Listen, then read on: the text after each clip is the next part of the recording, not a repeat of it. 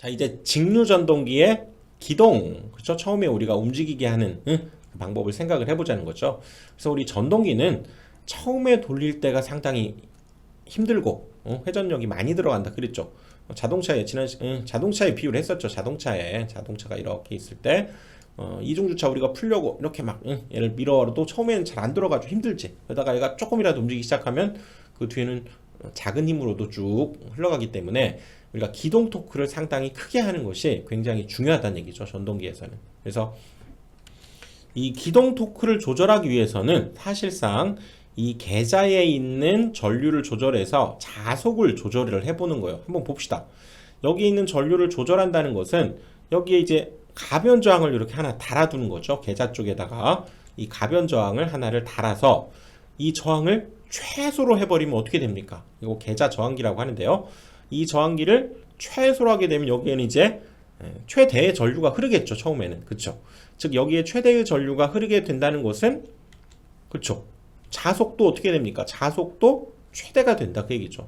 그래서 토크 자체 써볼까요? 얘는 K5IA 이렇게 되기 때문에 오호 얘가 최대가 된다는 건 토크가 최대가 된다 그런 의미가 있어서 기동 토크를 처음에 충분히 최대로 하기 위해서는 여기 계좌 저항기를 달아서 처음에는 이 R0 이 저항을 최소로 해서 우리가 움직이게 해야 되겠다 그 얘기죠.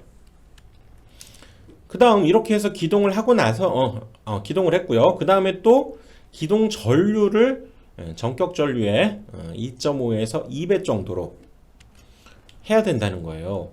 원칙적으로 처음에 우리가 전동기를 돌 때 사실은 막대한 전류가 흘러요. 그래서 이런 어떤 전기자라든가 계자라든가 이런 거에 사실 문제가 될 수도 있고 실제로 여기에서도 전류가 흘러서 막대한 전류, 큰 전류가 흘러서 여기에 단락으로 인식을 하고 또 문제가 될 수도 있기 때문에 기동 전류를 이거는 1.5에서 2배로 한다는 건 상당히 줄인 겁니다. 줄였다는 거예요. 처음에 아무런 우리가 제약 없이 그대로 얘를 돌린다는 건 처음에 막대한 힘과 막대한 전류가 들어가게 된다는 거죠. 그래서 뭘 할 거냐?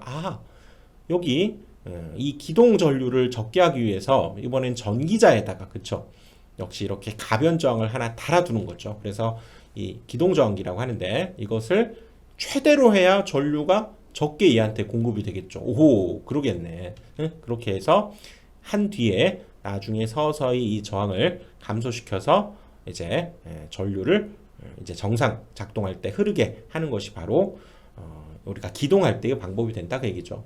처음에 기동 토크는 충분히 크게 하기 위해서 이 녀석의 저항은 어떻게 한다고요? 작게 만들고 그 다음에 이 전기자 쪽에 흘러 들어가는 이 전류 또 전체적인 전류를 작게 하기 위해서 이 저항은 크게 함으로써 기동 전류는 작게 한 거예요. 1.5에서 2배로 한다는 것이 크다가 아니에요. 얘가 없다면 훨씬 더 많은 전류가 흐르기 때문에 이 기동 저항기를 달아서 최대로 한 뒤에 서서히 얘를 감소시키는 방법으로 우리가 기동을 해야 된다. 직류전동기의 기동법이 된다. 얘기지.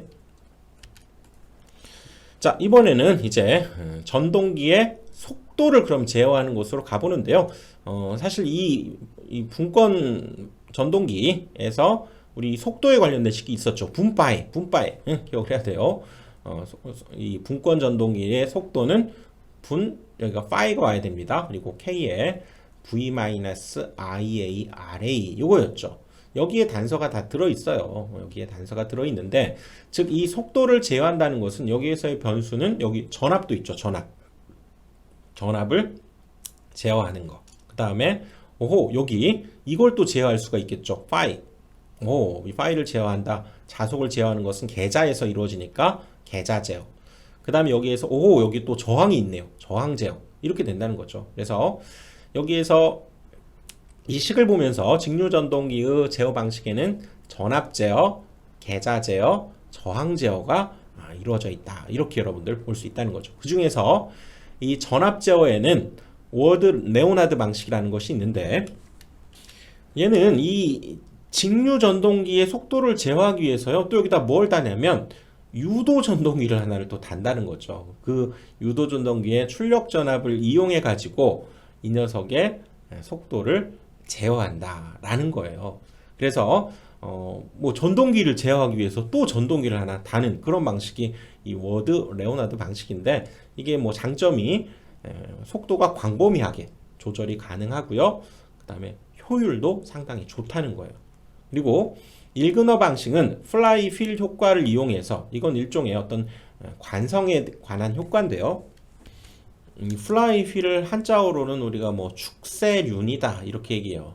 휠 그러면 바퀴 그거잖아요. 그래서 계속 돌아가는 얘는 삼상 유도 전동기를 사용해서 이 플라이 휠 효과 일종의 관성 효과를 이용해서 부하 변동이 심한 경우에 이 경우에도 우리가 사용할 수 있는 방식이 일그너 방식이다. 플라이 휠 그러면 일그너 방식을 여러분들 기억을 해둬야 됩니다.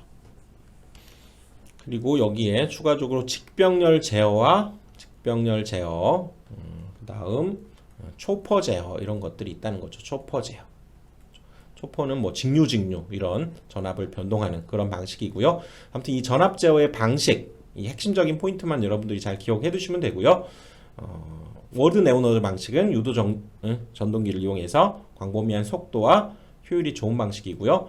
플라이 휠 효과를 이용해서 역시 유도 전동기의 플라이 휠 효과다 그러면 일그너 방식 그리고 직병렬 제어, 초퍼 제어 이런 것들이 있다 정도 기억을 해두시고요.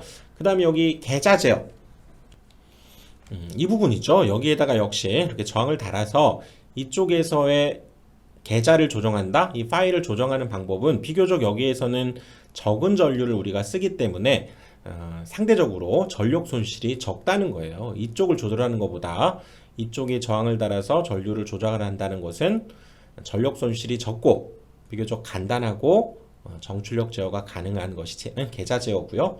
그 다음에 여기 저항 제어 이 전기자 쪽에다가 이렇게 역시 저항을 달아서 조절해 보는 방식인데요. 얘는 상대적으로 즉 전력 손실도 많고 그러니까 얘에 좀 반대되는 거죠. 전력 손실이 많고 효율도 불량하고 그 다음에 좀 복잡하고 이런 점들이 있어서 사실은 요즘은 잘 쓰지는 않는다는 거죠. 그래서 큰 틀에서 이 직류 전동기의 속도 제어는 이거를 봐야 된다는 거예요. 이거 분바이 이걸 기억하고요. 분자는 V-IA-RA에서 속도를 조정하고 그 다음에 여기 계좌를 얘는 제어하는 거죠. 계좌 제어 그 다음에 저항 제어 이런 것들이 있다라고 하는 것들 이걸 좀 기억해 주시면 되겠습니다.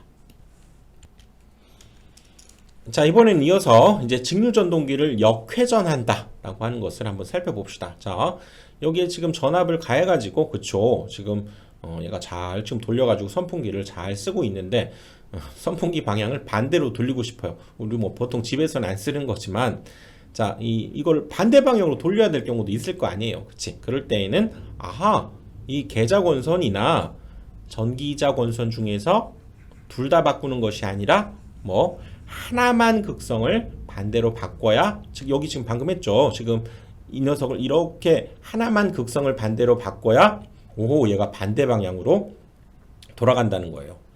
이 상황에서도 또 얘를 반대 방향으로 바꾸려면 둘 중에 하나만 얘를 바꿔볼까요? 얘를 이렇게 극성을 바꿔버리면 이제 얘가 오른쪽으로 돌아간다는 거죠. 그치? 하나만 바꿔야 된다는 게 중요하고 둘 다 바꾸면 어떻게 됩니까? 둘 다 바꾸면 이렇게 이렇게 둘 다 바꿔버리면 어떤 일이 발생합니까? 그때는 안 바뀐다는 거죠. 이렇게 하나만 바꿔야만 극성이 반대로 된다는 거. 자 이거 기억을 해두셔야 되고요.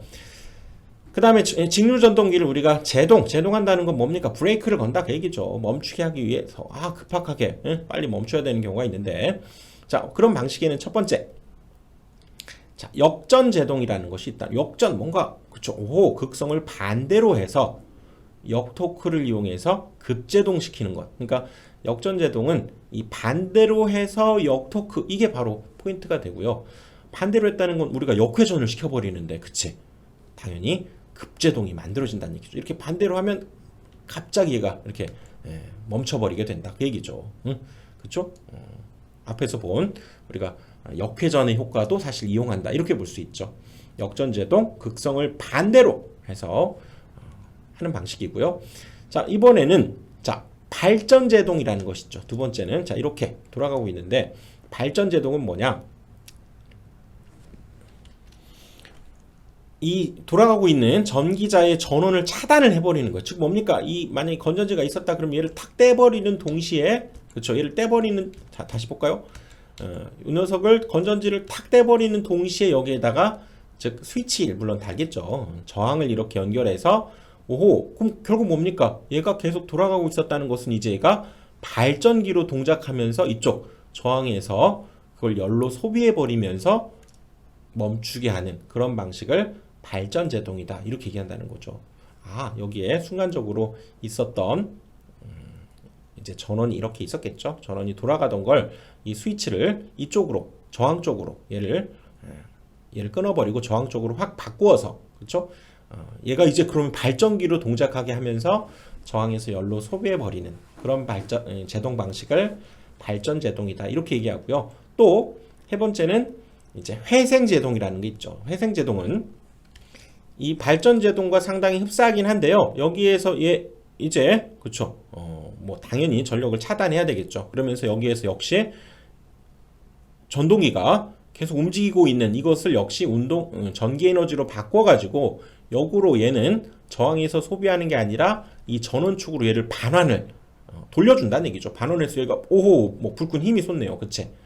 뭔가 회생이 일어난다는 얘기지. 전원으로 이 전기 에너지를 반환해서 얘가 불끈 회생이 되고 있는 상황이네요. 그런 제동 방식을 회생제동이다. 이건 전원에 반환을 한다는 것이 상당히 중요한 포인트가 되고요.